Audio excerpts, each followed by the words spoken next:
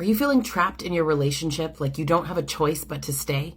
I break this down into two main parts. The first is that you have these emotional reasons that make you feel like you can't leave. And then you have the external factors. The external factors are things like financial dependency or fear of physical safety. Here's 5 common emotional reasons that we feel trapped. And more importantly, what you can do about it. Number 1 is guilt.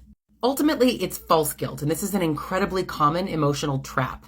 You're not to blame for what's happening, but they want you to think you are.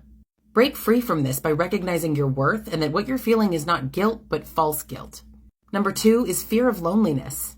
Humans are hardwired for connection, so it's natural that we don't want to be alone. But staying in an abusive relationship, it's not the answer. Surround yourself with a supportive network of friends and family. Join a support group and make friends with like-minded survivors. Reason number 3 is love, loyalty, and hope. I get it. You probably genuinely care for your abuser and you hope that they can change. They might even be promising you change. True love does not involve abuse. I want you to shift your focus from the love that you feel for them towards yourself. There's nothing selfish about putting yourself first. Number 4, manipulation and gaslighting.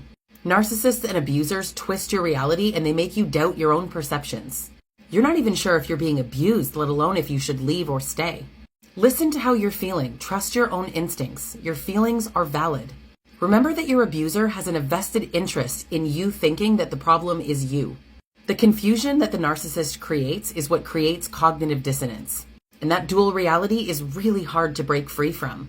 And the 5th reason is self-doubt and low self-esteem. These narcissists, they just chip away at your confidence and self-worth. You can rebuild that by practicing self-care, establishing boundaries, and engaging in activities that just make you feel good. Surround yourself with positive influences. Exiting an abusive relationship really requires a mindset shift. Don't tell yourself that you love them and you feel like you can't leave. Tell yourself that you're trauma bonded, which feels like love, and you're learning how to leave. Here's 2 practical things that you can do right now to help yourself. Number 1, enroll in the Trauma Bond Recovery course. This is a 12-week online self-paced program. There's no homework, no Zoom calls, no weekly check-ins. Over 12 weeks, you'll be guided through how to break a trauma bond. The second is grab a copy of Surviving to Thriving.